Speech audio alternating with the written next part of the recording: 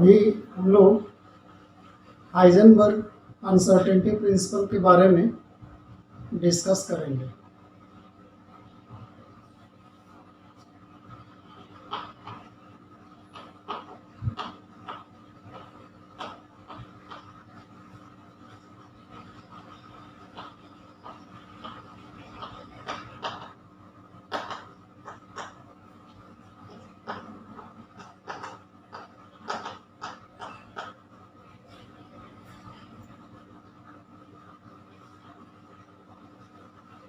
शब्दों पर ध्यान दो।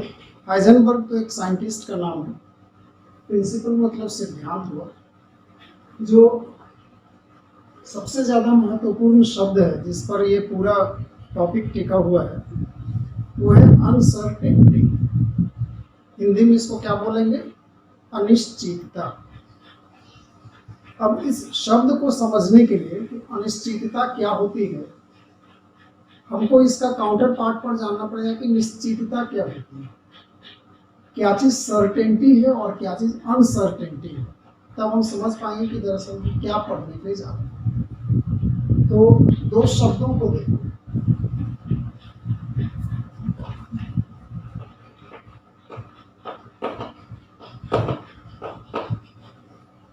एक सर्टेनिटी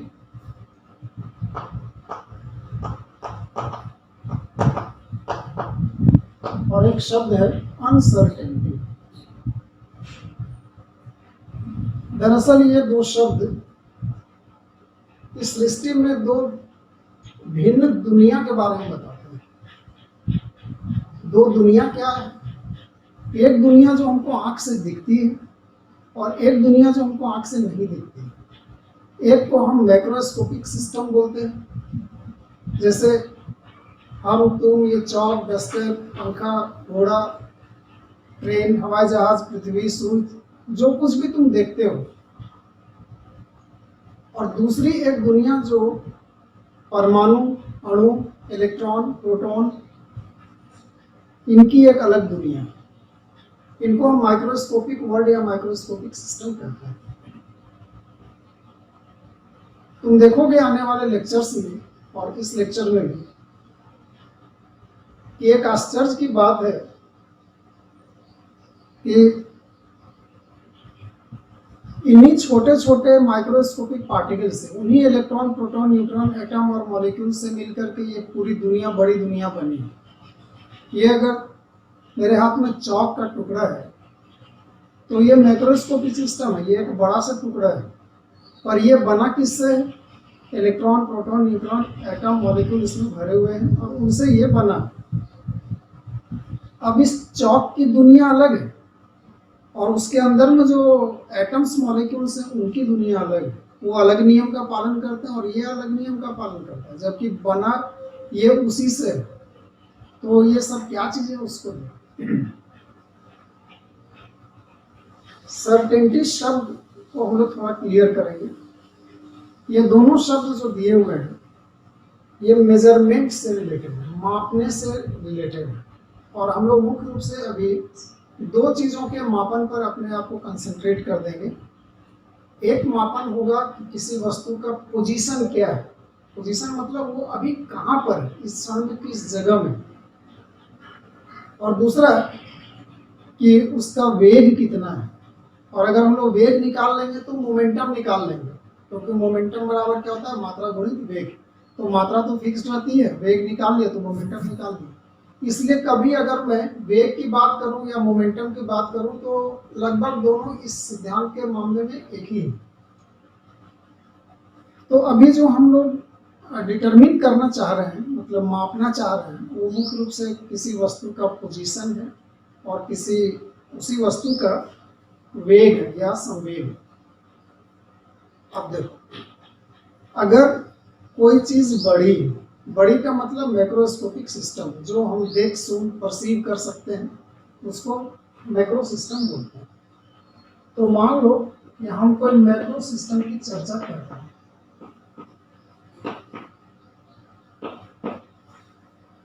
तो मैक्रो सिस्टम में अगर मान लो कि कोई वस्तु है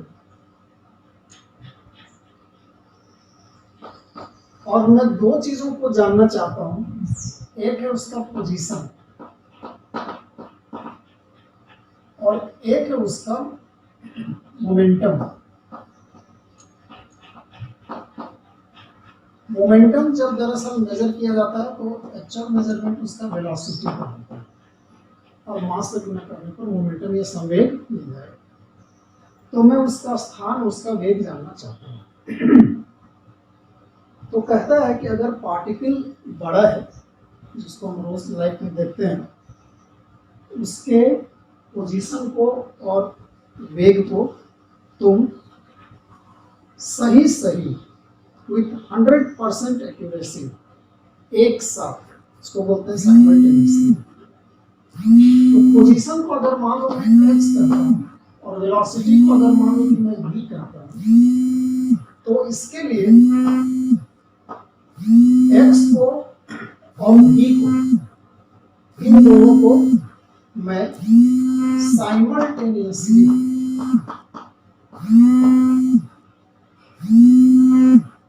और 100% एक्यूरेसी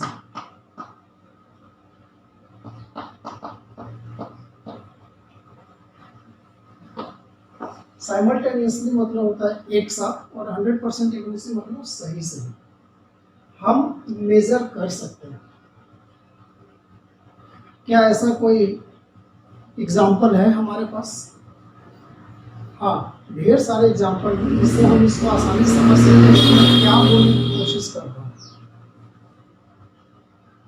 मैक्रोस्कोपिक सिस्टम पर ये जो पार्टिकल है जो मूव कर रहा है, मान लो या कहीं जा रहा है या कहीं पर है, तो इस सिस्टम पर जो नियम लागू होते हैं वो न्यूटन के नियम लागू होते हैं। न्यूटन के गति नियम तुम स्कूल में पढ़े हो, वो गति नियम इस पर लागू होते हैं, तीनों गति नियम लागू होते हैं। और गति नियम का सबसे बड़ा फायदा ये है कि हम इस पार्टिकल के फ्यूचर बिहेवियर के बारे में प्रेडिक्ट कर सकते हैं, बता सकते हैं। मतलब अभी अगर वो पार्टिकल यहाँ पर है और उसमें मैं कुछ वेग दे देता हूँ, तो कुछ समय के बाद, एक निश्चित समय के बाद वो कहाँ पहुँचेगा, इसके बारे में मैं कैलकुलेट करके बता सकता हूँ और एग्जैक्टली वो वहीं पहुँचेगा। तुम अगर ट्रेन की जर्नी को ध्यान से देखो या प्लेन हवाई जहाज की जर्नी को ध्यान से देखो, तो उनका जो टाइम टेबल चार्ट बना रहता है उसमें लिखा रहता है कि रायगढ़ स्टेशन से इतने बजकर इतने मिनट पर ये ट्रेन खुलेगी और चापा इस इतने बजकर इतने मिनट पर पहुंच जाएगी, अगर वो बीच में न रुके तो। और बहुत सारे ट्रेन हमारे सुपर फास्ट ऐसे हैं, मान लो, जो रायगढ़ से खुले और चापा में रुके, या रायगढ़ से खुले बिलासपुर में रुके। अगर बीच में किसी प्रकार का कोई दुर्घटना नहीं होती है, कोई ऐसी बात नहीं होती है, तो वो जो टाइमिंग का कैलकुलेशन है वो 100% सही बैठता है। मतलब हम इसके फ्यूचर बिहेव के बारे में जान सकते हैं, और वो इसलिए जान सकते हैं क्योंकि हम उसके पोजीशन और वेलोसिटी को सही कैलकुलेट या मेजरमेंट कर सकते हैं। एक इसका बहुत अच्छा एग्जांपल है ग्रहण। मैं तुमको ग्रहण के बारे में बता रहा हूँ। जैसे मान लो ये सूर्य है और मान लो कि ये पृथ्वी है और इसके चारों तरफ मान लो कि चांद घूम रहा है। तो ग्रहण कब लगता है? जब तीनों एक लाइन में आ जाते हैं, एक सीट में आ जाते हैं, तो एक की छाया दूसरे पर पड़ती है और हम उसको ग्रहण करते हैं, चाहे वो सूर्य ग्रहण हो या चंद्र ग्रहण। तुम देखो कि ग्रहण जब लगने वाला होता है तो बहुत दिन पहले से ही पेपर में, टीवी में इस बात की चर्चा होने लगती है कि इतने बजकर इतना मिनट इतने सेकंड पर ग्रहण लगेगा, दुनिया के इन जगहों से इतनी देर तक देखा जा सकेगा और इतने बजकर इतने मिनट इतने सेकंड पर वो समाप्त हो जाएगा। और कितना परफेक्ट कैलकुलेशन है कि जैसा प्रेडिक्ट किया रहता है एग्जैक्टली उतना ही समय पर वो ग्रहण शुरू होता है, उतना ही समय तक रहता है, उतने ही समय पर वो समाप्त होता है। इतना परफेक्ट कैलकुलेशन हमने कैसे कर लिया? क्योंकि हम किसी भी समय में हम इनके पोजीशन को और इनके वेग को सही एक साथ 100% एक्यूरेसी के साथ में हम मेजर करने में सक्षम हैं। और इसीलिए हम लोग इस प्रकार की भविष्यवाणी को करते हैं। कहने का तात्पर्य ये है कि हमारी दुनिया जो हमको आंख से दिखती है, आउटसाइड की जो दुनिया है, उसमें हम इनका सही सही डिटर्मिनेशन कर सकते हैं। और डिटर्मिनेशन का कंडीशन क्या है? साइमल्टेनियसली, एक साथ होना चाहिए। जिस क्षण में मैं इसको मेजर कर रहा हूँ, उसी क्षण में मैं उसका वेट को भी मेजर कर रहा हूँ। जिस क्षण में मैं चांद के पोजीशन को मेजर कर रहा हूँ कि अभी उसकी दूरी पृथ्वी से और सूर्य से कितनी दूर है, उसी क्षण में मैं उसका वेट को भी मेजर कर रहा हूँ। तब जाकर के मैं कैलकुलेट कर सकता हूँ और बता सकता हूँ। पर एक दूसरी दुनिया में है, इसी के साइमल्टेनियसली अगर तुम एक दूसरी दुनिया को देखो तो तुम जानते हो कि परमाणु में ये नाभिक है और ये इलेक्ट्रॉन। परमाणु की संरचना को सोलर सिस्टम से कंपेयर भी किया गया समझाने के लिए। तो मान लो कि ये न्यूक्लियस है और ये इलेक्ट्रॉन। ये सब क्या था? ये था सन, ये था अर्थ, ये मान लो अर्थ है। तो जब ये इसके चारों तरफ घूम रहा है तो ये भी तो कण है ना। तो हम इसका पोजीशन तो मैं जानना चाहता हूँ कि ये अभी इस नाभिक से कितनी दूर पर है, और उसी समय मैं जानना चाहता हूँ कि इसका वेट कितना है। दोनों चीज को मैं मेजरमेंट करना चाहता हूँ, साइमल्टेनियसली करना चाहता हूँ और एक्यूरेसी के साथ करना चाहता हूँ, सही सही करना चाहता हूँ। पर मैं नहीं कर सकता। यहाँ कर सकता हूँ पर मैं यहाँ नहीं कर सकता। क्या रीजन है, क्यों नहीं कर सकते हैं, वो सबकी चर्चा करेंगे। पर अभी हम ये मान करके चलें कि अगर कोई माइक्रोस्कोपिक सिस्टम है, कोई माइक्रोस्कोपिक पार्टिकल है, उसके पोजीशन को और उसके वेलोसिटी को हम साइमल्टेनियसली, मतलब एक साथ 100% एक्यूरेसी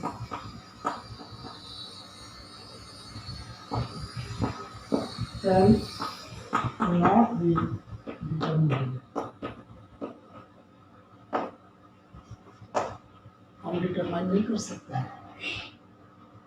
नहीं कर सकते हैं तो क्या होगा?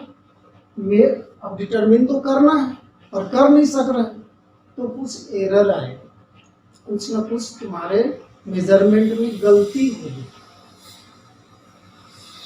होना चाहिए था, मान लो कि तुम पोजीशन आना चाहिए था 10 सेंटीमीटर, तो आ जाएगा 10.5 या 9.8 या कुछ भी ऐसा है।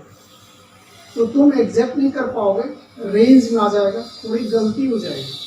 जो गलती होगी या जो रेंज होगा उसको हम कहते हैं अनसर्टेनिटी। अनसर्टेनिटी को हम लिखते हैं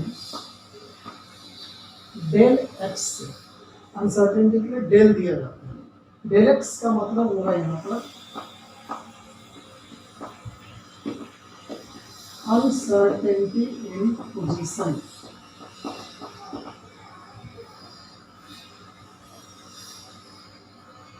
जैसे मान लो कि आना चाहिए था 10,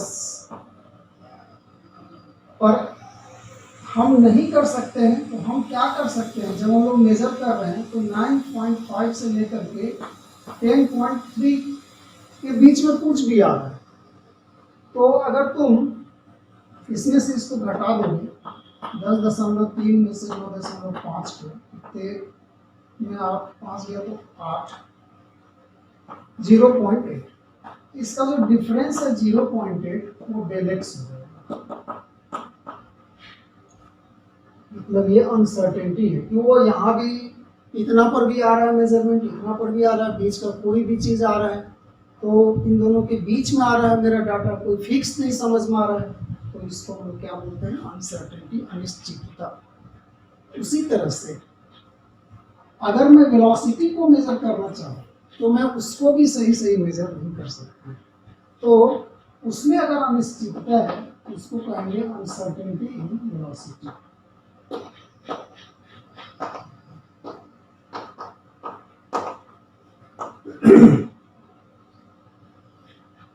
मैं समझता हूं कि बेसिक बातें तुमको समझ में आ रही होंगी कि सिस्टम दो प्रकार के होते हैं, मैक्रोस्कोपिक और माइक्रोस्कोपिक। मैक्रोस्कोपिक के पार्टिकल्स के पोजीशन और वेलोसिटी को हम 100% एक्यूरेसी से मेजर कर सकते हैं।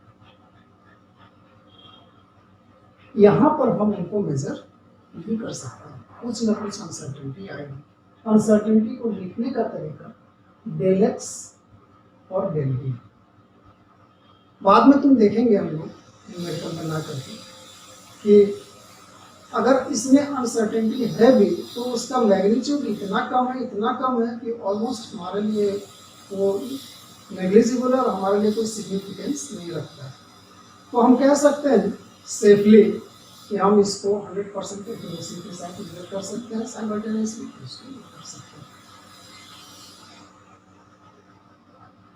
अब इसी सिद्धांत पर, इसी शब्द पर, ये जो अनसर्टेनिटी को मैंने तुम्हें बताया, इसी पर हाइजेनबर्ग ने माइक्रोस्कोपिक सिस्टम के लिए एक रूल दिया, एक नियम बनाया, और इसी को हम लोग कहते हैं हाइजेनबर्ग्स अनसर्टेनिटी प्रिंसिपल। तो वो क्या है?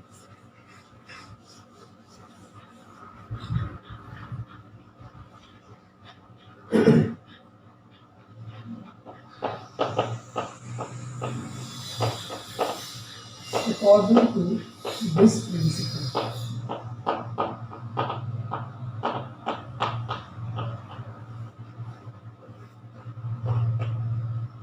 the position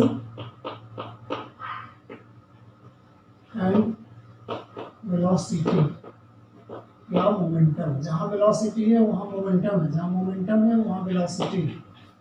According to this principle, the position and velocity of a microscopic system, microscopic particle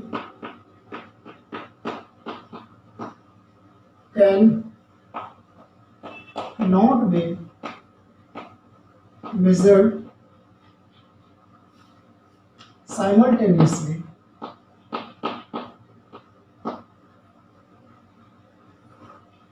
and accurately। एक साथ सही हम मेजर नहीं कर सकते। There will be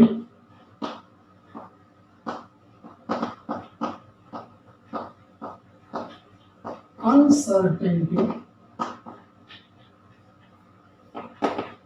in the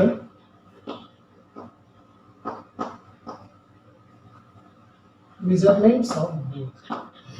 दोनों के मेजरमेंट में कुछ ना कुछ अनसर्टेनिटी होगी, तो कितनी होगी इसी को हाइजेनबर्ग ने बताया। उसने क्या कहा? अकॉर्डिंग टू हाइजेनबर्ग,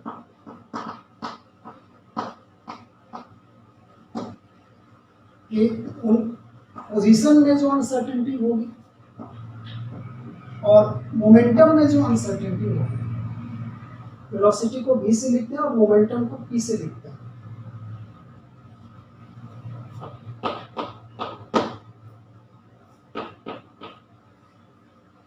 पोजीशन में जो अनसर्टेनिटी होगी और मोमेंटम में जो अनसर्टेनिटी होगी, उसका मैग्नीट्यूड कितना होगा, उसका मान कितना होगा, कहता है वो या तो बड़ा होगा या बराबर होगा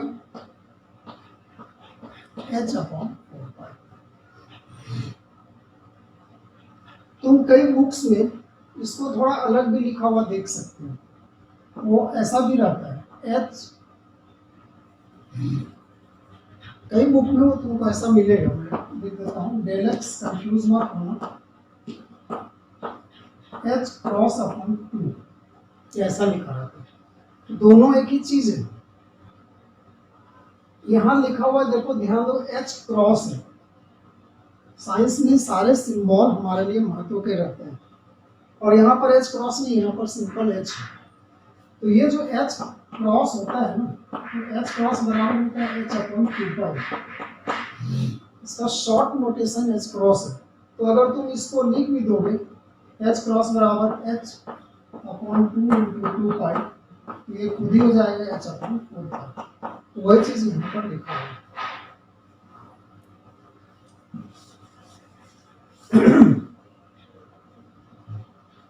इसी प्रिंसिपल को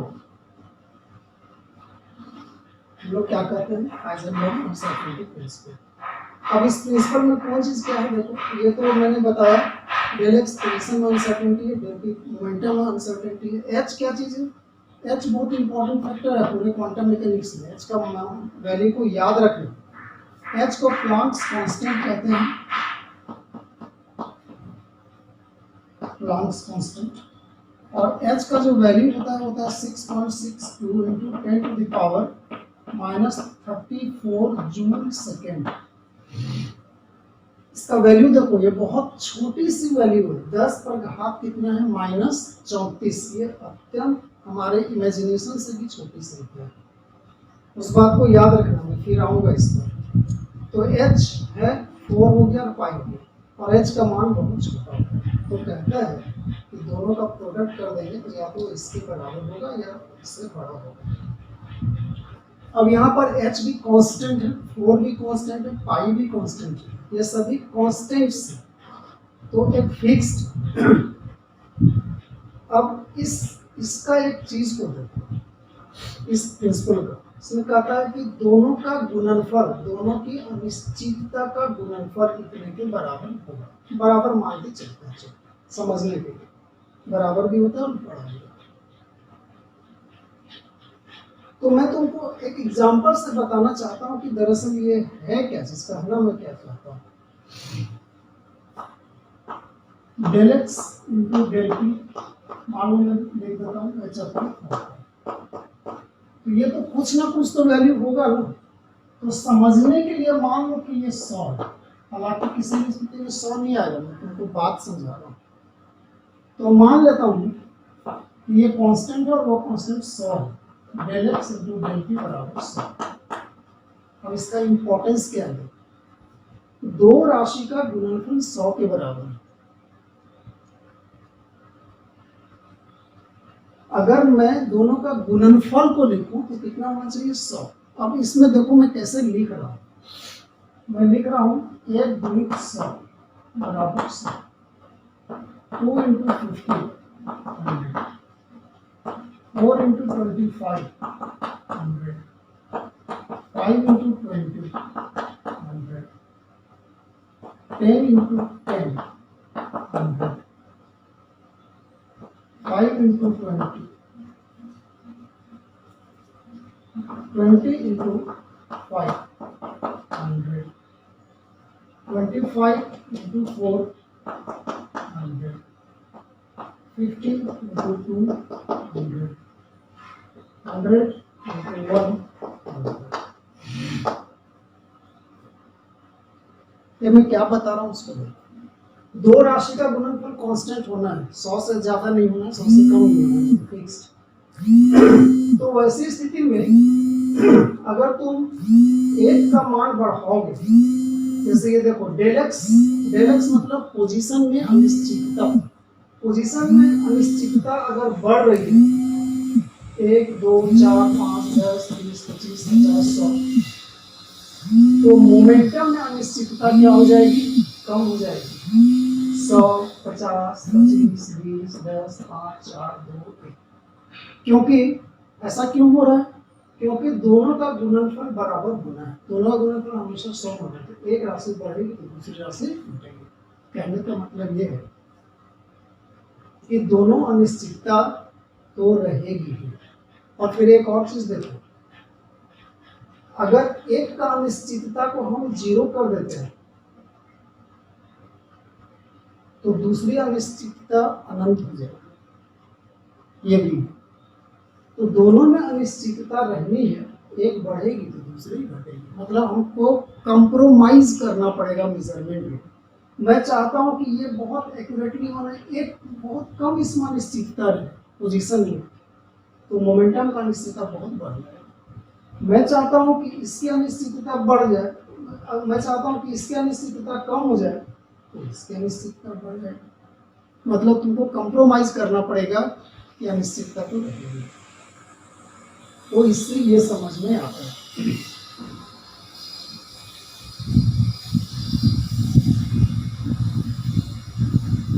अब मैं तुमको ये बताने की कोशिश कर रहा हूँ कि मेजरमेंट में अनिश्चितता कैसे होती है। बड़े पार्टिकल में क्यों नहीं होता है, छोटे पार्टिकल में क्यों होता है। इसके लिए, इसको समझने के लिए हम लोग एक थॉट एक्सपेरिमेंट करेंगे, माने कल्पना में एक एक्सपेरिमेंट करेंगे। थॉट एक्सपेरिमेंट मतलब होता है मानसिक प्रयोग या काल्पनिक प्रयोग। तो प्रयोग क्या चीज होगी? मान लो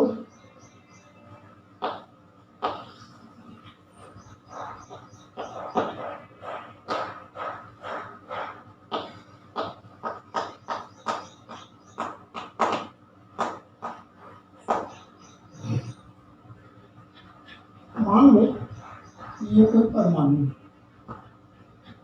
ये नाभिक हो गया और ये इलेक्ट्रॉन हो गया। अब इस इलेक्ट्रॉन को मुझको इसका पोजीशन को निकालना है और उसका वेलोसिटी को निकालना है। तो कुछ भी मेजर करना है तो तुमको उसको देखना पड़ेगा ना। देखोगे तब तो मेजरमेंट करोगे। और देखने का क्या सिद्धांत है? देखने का सिद्धांत है कि किसी भी चीज को देखने के लिए हमें प्रकाश की आवश्यकता पड़ती है और आंख की आवश्यकता पड़ती है। और फिर ऐसा कंडीशन कि वह प्रकाश उस वस्तु से टकरा करके हमारी आंख पर आए। जैसे मेरे पास आंख भी है, प्रकाश भी है, वस्तु भी है, लेकिन अगर इस चौक को मैं ऐसे पीछे कर दूं तो क्या ये चौक मुझे दिखेगी? नहीं दिखेगी, क्योंकि चौक पर जो प्रकाश की किरण पड़ रही है वो परावर्तित होकर के मेरी आंख पर नहीं आ रही। लेकिन उसी चौक को अगर मैं यहाँ रखा हूँ तो प्रकाश की किरण आ रही है, इससे टकरा रही है, परावर्तित हो रही है और मेरी आंख पर आ रही है। तब मेरी आंख उसको सेंस कर रही है और मैं इस चौक को देख सकता हूँ। ये एक सामान्य सी चीज है, पर अगर हम थोड़ी और गहराई से देखें तो हमको एक बात और समझ में आता है फिजिक्स से कि जिस रेडिएशन के बल पर हम इसको देख रहे हैं, जिस प्रकाश के वेव के आधार पर हम इसको देख पा रहे हैं, प्रकाश आती है, टकराती है और आंख पर आती है, उस प्रकाश का वेवलेंथ और इस वस्तु के साइज में भी एक रिलेशन है। कहता है कि अगर वेवलेंथ बहुत छोटा है, इसकी तुलना में वस्तु की तुलना में वस्तु बड़ी है और वेवलेंथ अगर छोटा है तो सही, तो बात ठीक है, तब तुम उसको आसानी से देख सकते हो और सही से देख सकते हो। लेकिन अगर ये प्रकाश जो आ रही है उसका जो वेवलेंथ है उसकी तुलना में अगर ये वस्तु छोटी है तो हम फिर उसको देख नहीं पाएंगे, दिक्कत आएगी।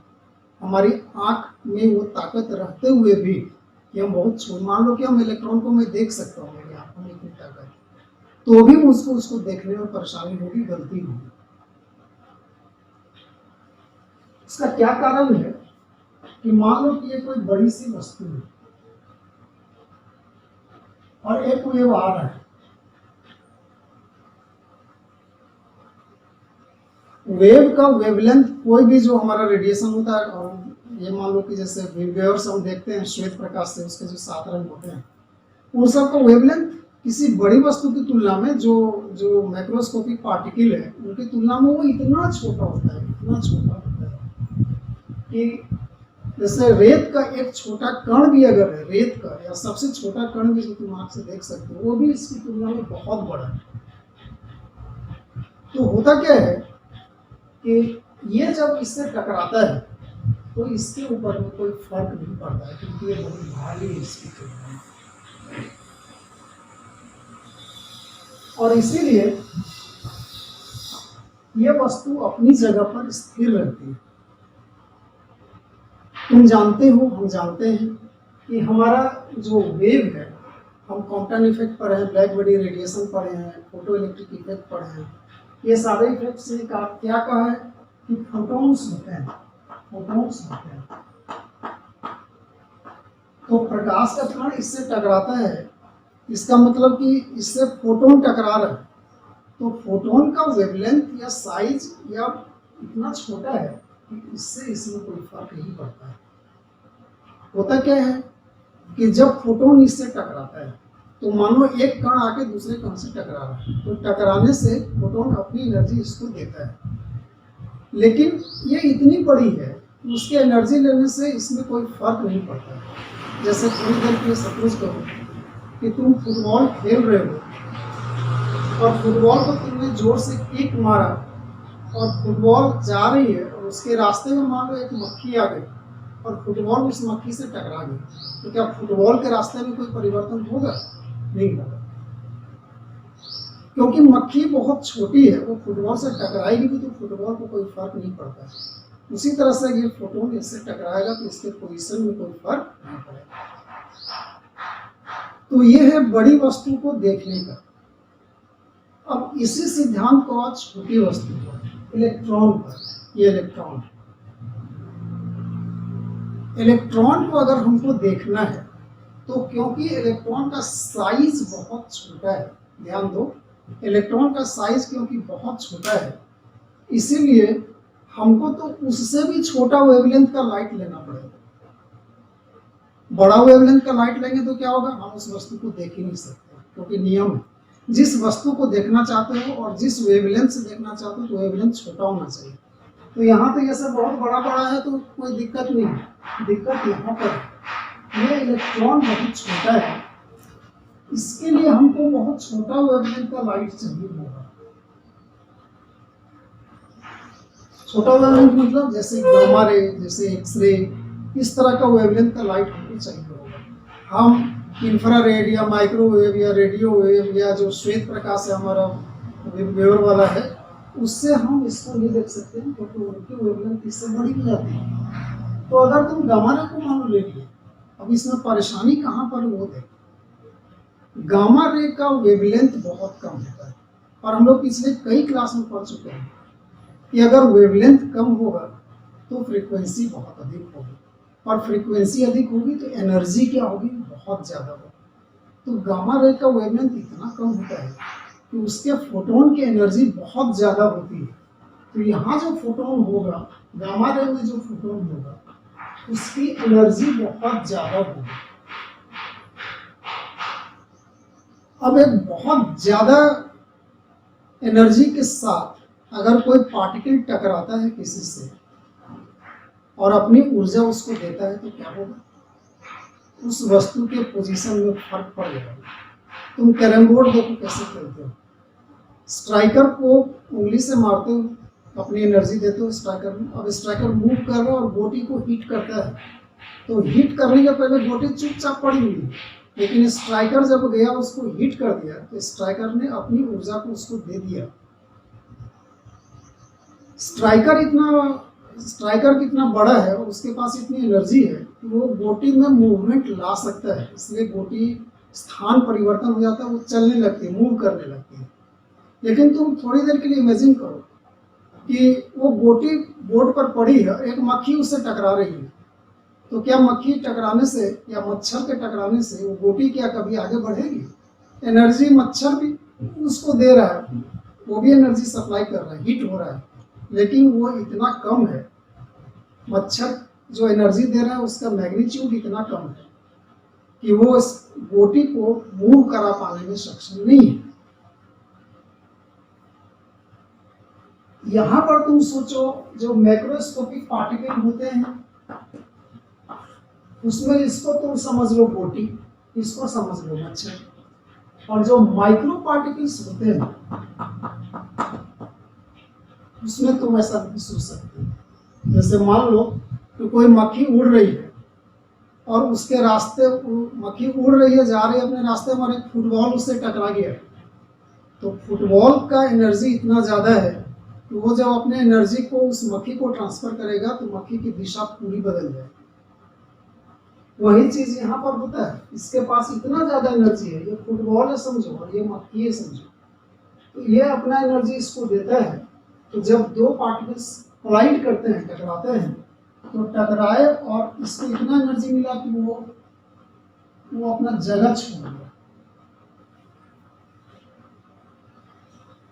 तो जब इससे टकरा करके वो लाइट तुम्हारी आंख पर आएगा भी, ये मान लो कि तुम्हारी आंख है, जब तुम्हारी आंख पर आएगा भी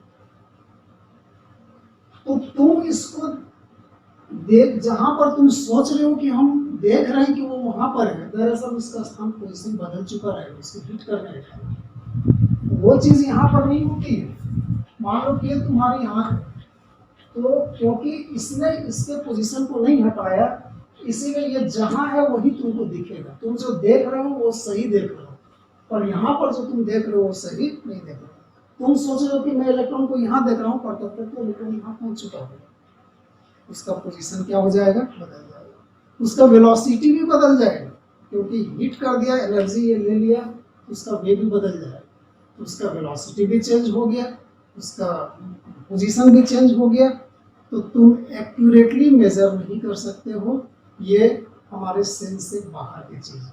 इसीलिए इसमें एक अनसर्टेनिटी आ जाती है, दोनों में एक अनसर्टेनिटी आ जाती है, और वो कितने के बराबर होगा, ये बड़ा। इस तरह से इस थॉट एक्सपेरिमेंट से हाइजेनबर्ग के अनसर्टेनिटी प्रिंसिपल को हम समझ सकते हैं। तुमको ऐसा लगता होगा, अब मैं इसके एक दूसरे पक्ष को बता देता हूँ। इस डिस्कशन से तुमको ऐसा लगता होगा कि हमारे पास अच्छे क्वालिटी के मशीन नहीं है, इसीलिए हमारे साथ ये झंझट हो रहा है। अगर बहुत अच्छे क्वालिटी की मशीन रहते तो हम इनको सही से मेजर कर पाते। मतलब तुमको ऐसा लग रहा हो कि ये खोट जो है वो इलेक्ट्रॉन का नहीं है, हमारे मेजरमेंट सिस्टम का है, पर ऐसा नहीं है। बात ठीक इसकी उल्टी है। ये जो हम उसको नहीं मेजर कर सकते हैं, ये इनका गुण है। हमारा इंस्ट्रूमेंट कितना भी अच्छा हो जाए, हम उसको मेजर नहीं कर पाएंगे सही एक्यूरेटली 100% एक साथ। वो उनका इनहेरेंट प्रॉपर्टी है, उनकी विशेषता ही वही है। और क्यों ऐसी विशेषता है, क्योंकि डी ब्रॉगली से हम जानते हैं कि इस इलेक्ट्रॉन में वेव भी है, और वेव कन्फाइंड नहीं होता है, एक जगह कंडेंस नहीं होता, वेव फैला हुआ होता है। फैला हुआ का मतलब जैसे बादल है, मान लो पानी का एक बूंद अगर है तो तुम कह सकते हो कि पानी का एक बूंद यहाँ पर है, पर यही एक बूंद पानी अगर बादल बन जाए तो तुम कहाँ कहोगे कि पानी का बूंद है? वो तो यहाँ भी है, यहाँ भी है, यहाँ भी है, यहाँ भी है, सब जगह है। तो कोई चीज फैला, वेव भी इसी तरह से फैला हुआ रहता है। तो ये अगर वेव इस प्रकार से है तो तुम कहाँ कहोगे कि इलेक्ट्रॉन यहाँ, वो तो यहाँ भी हो सकता है, यहाँ भी हो सकता है, और वो कहीं भी हो सकता है। तो इसलिए हम उसके पोजीशन को, क्योंकि उसमें वेव प्रॉपर्टीज भी है और उसमें पार्टिकल प्रॉपर्टीज भी है, तो हम उसके पोजीशन को और मोमेंटम को सही वास्तव में मेजर नहीं कर सकते हैं। हमारे इंस्ट्रूमेंट चाहे कितने भी अच्छे क्वालिटी के क्यों ना हो। ये उनकी दुनिया का, ये माइक्रोस्कोपिक वर्ल्ड की अपनी दुनिया है, उनके अपने नियम है। तो उनकी एक विशेषता है कि माइक्रोस्कोपिक पार्टिकल में ऐसा होता है।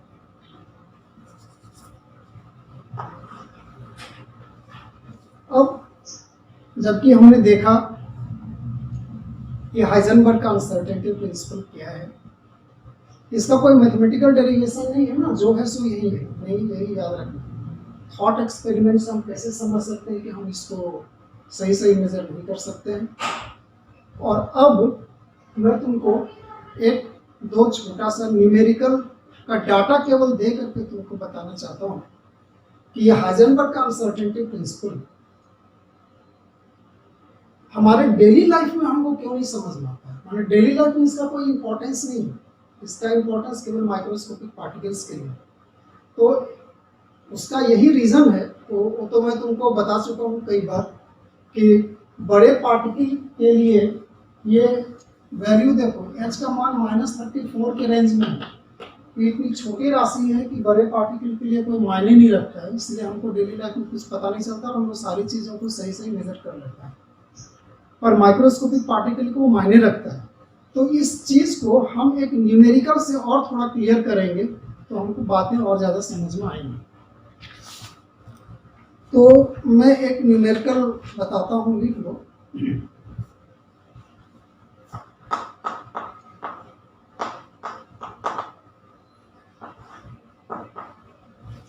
कहता है calculate the minimum uncertainty, calculate the minimum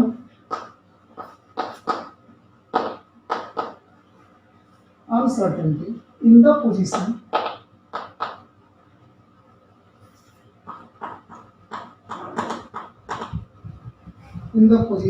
or velocity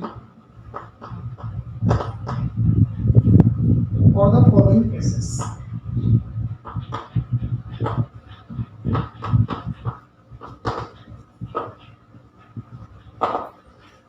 पहला, the position of an electron,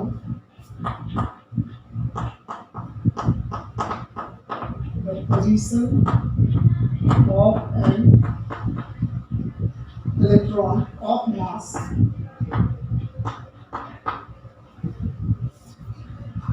9.1 into 10 to the power minus 31 kg is known within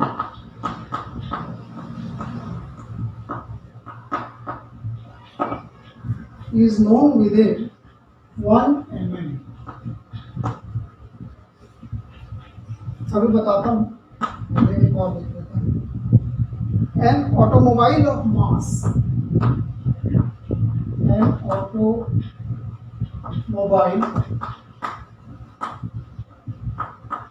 of mass 500 kg moving with speed, moving with speed 50 plus minus 0.001 kilometre per hour. अब ये problem क्या कहता है उसको पहले देखो. कहता है कि कैलकुलेट द मिनिमम अनसर्टेनिटी, कम न्यूनतम अनसर्टेनिटी अनिश्चितता निकालो पोजीशन में या वेलोसिटी में. ये दो केस है. पहला केस लिया है इलेक्ट्रॉन. इलेक्ट्रॉन को तुमको क्या दे दिया है कि position of an electron, position दे दिया है, एक्स का मान दे दिया है, ऑफ मास, इलेक्ट्रॉन का मास भी दे दिया है 9.1 10 to the power minus 31 kg. और फिर क्या लिखा उसको देखो, is known within 1 mm. 1 mm plus minus से मतलब अनसर्टेनिटी 1 mm है. इससे इस अनसर्टेनिटी है उसके पोजीशन में, तो तुम उसको ज्ञात करो करता है.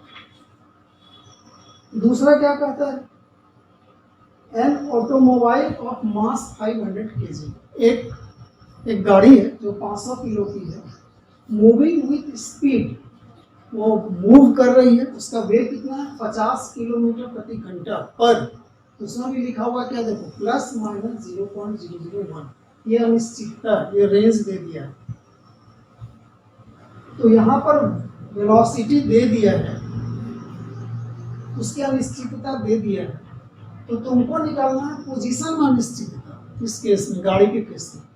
और इलेक्ट्रॉन के केस में पोजीशन दे दिया है, तो तुमको वेलोसिटी का अनिश्चितता निकालना है. जो दिया है उसको छोड़ करके जो नहीं दिया है वो निकालना है. तो हम कैसे करके बनाएंगे, ये मान लो कि इलेक्ट्रॉन है, इलेक्ट्रॉन, और ये मान लो कि ऑटोमोबाइल.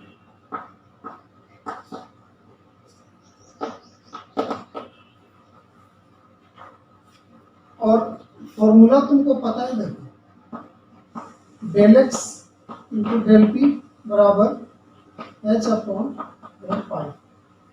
और इस फॉर्मूला में देखो ये P लिखा हुआ है. P बराबर क्या होता है, P बराबर होता है m इंटू. तो डेल P बराबर क्या होगा, m into del V. P में अनिश्चितता, तो वेलोसिटी में अनिश्चितता. मास में कोई अनिश्चितता नहीं होती है, मास फिक्स्ड होता है. तो इसलिए डेल P बराबर क्या होगा, m इंटू डेल V. तो तुम अगर यहाँ पर लिख दोगे del x into M into del we बराबर एच अपॉन 4 पाई, क्योंकि इस क्वेश्चन में वेलोसिटी पूछ रहा है इसलिए। तो ये हो जाएगा del x into del we बराबर H upon 4 pi into m. तो देखो ये मेरे पास फॉर्मूला है, स्थान में पोजीशन में अनिश्चितता, वेग में अनिश्चितता बराबर एच बटे 4 पाई इंटू एम, जहाँ एच प्रांशिक स्थिरांक है, एम मास हो गया 4 पाई। तो अगर ये दिया रहेगा तो ये निकल जाएगा और ये दिया रहेगा तो ये निकल जाएगा, तो इतना आसान है। तो इलेक्ट्रॉन के लिए हम लोग क्या निकालना है, डेल वी बोल रहा है, इलेक्ट्रॉन के लिए डेल वी निकालो, डेल वी। तो क्या होगा, इसको उधर ले जाओ, तो ये हो जाएगा एच बटे 4 पाई इंटू एम और डेल एक्स।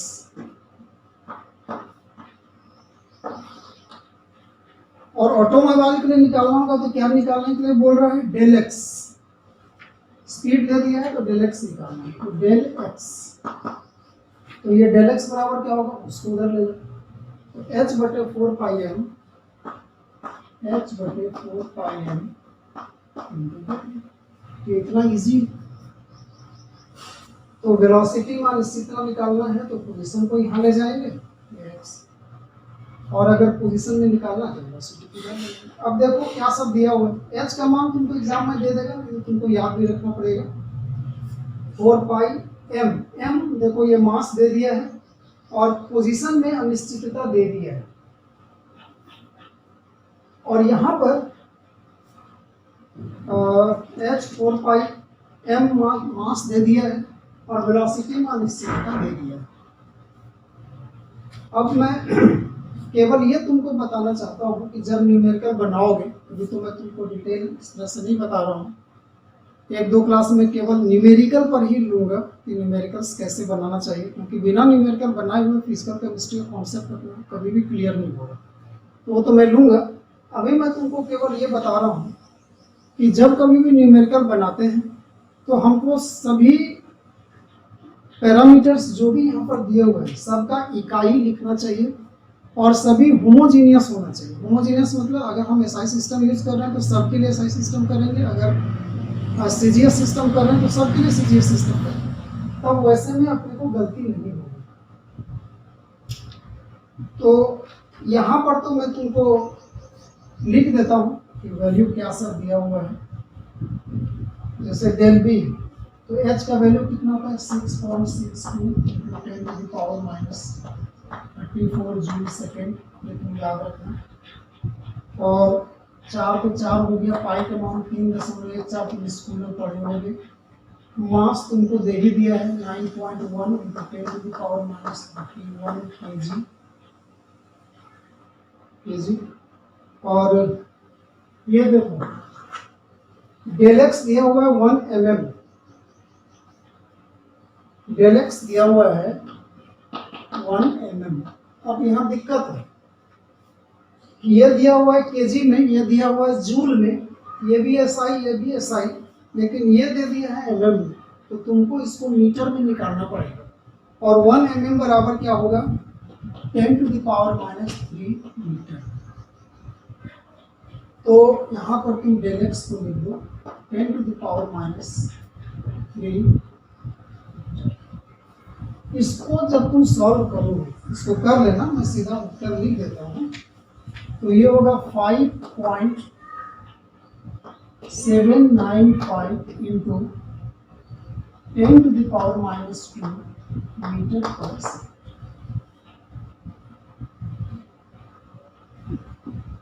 और अब ऑटोमोबाइल के लिए in the same way H का मान होगा 6.62 × 10⁻34 जूल सेकेंड डिवाइडेड बाय 4 3.14, मास दिया हुआ है 500 kg। और डेल बी कितना दिया हुआ है 0.001 किलोमीटर पर आवर। तो इसको भी तुमको बदलना पड़ेगा, किलोमीटर भी नहीं चलेगा, आवर भी नहीं चलेगा, इसको बदलना पड़ेगा मीटर पर सेकेंड। तो जब तुम 0.001 किलोमीटर पर आवर इसको जब तुम मीटर पर सेकेंड में बदलोगे तो वो तुम लिख लो, बदल लेना 10 to the power -4 मीटर पर सेकेंड, या किसी क्लास में इनका डिटेल बता दूंगा। तो ये हो जाएगा 10 to the power -4 मीटर पर सेकेंड। जब हम लोग इसको सॉल्व करेंगे तो ये उत्तर कितना आएगा, 3.796 into 10 to the power -34 metre. इस तरह से हम लोग न्यूमेरिकल को बनाते हैं। न्यूमेरिकल बनाने का उद्देश्य मेरा यहाँ न्यूमेरिकल बनाना नहीं था। न्यूमेरिकल बनाने का उद्देश्य मेरा ये था कि जो रिजल्ट आया है उस रिजल्ट को मैं तुमको समझाऊं कि दरअसल क्या आया है और हाइजेनबर्ग का अनसर्टेनिटी प्रिंसिपल से वो कहाँ रेलिवेंट है, क्या चीज़ बताने की कोशिश कर रहा है। तुम देखो, इलेक्ट्रॉन के लिए कहता है कि अगर डेल एक्स मतलब उसका पोजीशन, डेल एक्स अगर इलेक्ट्रॉन के लिए डेल एक्स अगर 10 to the power -3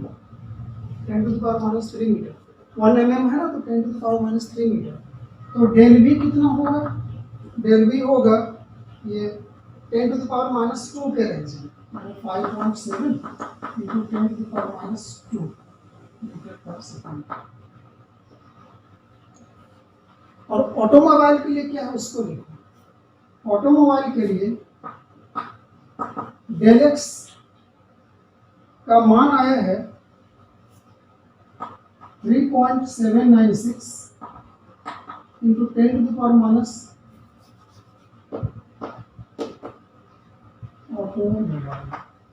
into 10 to the power -34 metre. और यह डेल वी कितना था, डेल वी था 10 to the power -4 मीटर पर सेकंड। जो कहना चाहता हूँ वो डाटा में, अगर कोई छोटा पार्टिकल है, माइक्रोस्कोपिक पार्टिकल इलेक्ट्रॉन है, तो देखो अगर पोजीशन में अनसर्टेनिटी -3 के रेंज में है तो वेग में अनसर्टेनिटी -2 के रेंज में है, दोनों नेग्लेक्ट नहीं किया जा सकता। दोनों बड़ी राशि है, दोनों को मेजर कर सकते हैं और दोनों एक दूसरे की तुलना में कंपेरेबल है, तुलना कर सकते हैं। कोई बहुत बड़ा कोई बहुत छोटा ऐसा नहीं है। लेकिन ऑटोमोबाइल के केस में तुम देखो क्या है, अगर डेल वी का मान 10 to the power -4 मीटर पर सेकेंड है तो उसका पोजीशन 10 to the power -34 है, मतलब उसके पोजीशन में अनिश्चितता, किसी ऑटोमोबाइल का स्थान को, उसके पोजीशन को कि किस क्षण वो कहाँ पर है, उसको अगर तुम मेजर करना चाहते हो तो अनिश्चितता मात्र कितनी होगी, 10 to the power -34। ये इतनी छोटी राशि है कि अगर हम इसको आसानी से नेगलेक्ट कर सकते हैं, ना तो मेजर कर सकते हैं, मेजर तो कर ही नहीं सकते हैं, और हम उसको बहुत आसानी से नेगलेक्ट कर सकते हैं। हमारे मेजरमेंट पर इसका कोई फर्क नहीं पड़ेगा। इतनी गलती हो भी जाए तो हो जाए, कोई ना हमको समझ में आएगा ना उससे हमको कोई प्रभाव पड़ेगा। इसीलिए बड़े पार्टिकल्स के लिए, मैक्रो पार्टिकल्स के लिए इन चीज़ों का कोई वैल्यू नहीं। ये तो तब है जब हमारी गाड़ी कोई बहुत ज़्यादा स्पीड में नहीं जा रही है, सोचो 50 किलोमीटर पर आवर, और कोई बहुत बड़ी चीज़ भी नहीं है, 500 किलो का है। ट्रेन में निकालोगे, हवाई जहाज़ में निकालोगे तब तो कोई मतलब ही नहीं है, ये इतना छोटा आएगा कि कुछ भी नहीं है, समझो। तो ये था कि हाइजेनबर्ग का अनसर्टेनिटी प्रिंसिपल स्मॉल पार्टिकल्स के लिए लागू होता है, माइक्रो पार्टिकल्स के लिए लागू होता है, electron, proton, neutron, atom, molecule के लिए, और बड़े सिस्टम के लिए ये रेलिवेंट नहीं है, मतलब उसका उतना सिग्निफिकेंस नहीं है।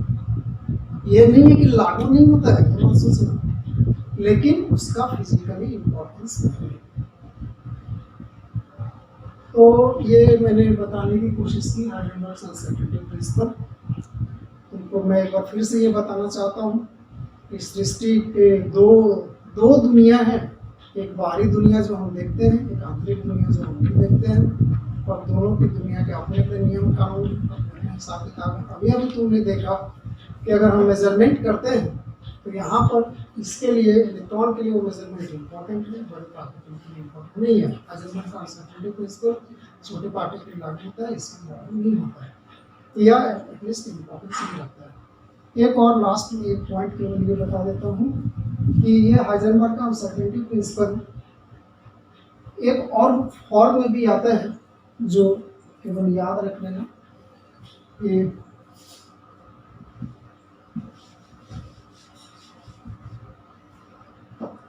जैसे अभी हमने देखा del x into del P upon 4 pi. एक और रूप है वो है del E into del T equal to H upon 4 पाई।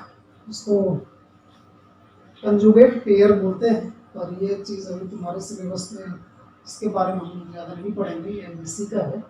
और ये तुम याद रख सकते हो इतना कि जैसे हाइजेनबर्ग कंसेप्ट प्रिंसिपल इस पर लागू होता है, ये भी उसी का ही एक है। तो मैं उम्मीद करता हूँ कि तुमको समझ में आया होगा। नेक्स्ट क्लास में स्क्रोडिंगर वेव इक्वेशन हम लोग पढ़ेंगे, इसको पढ़ करके आना।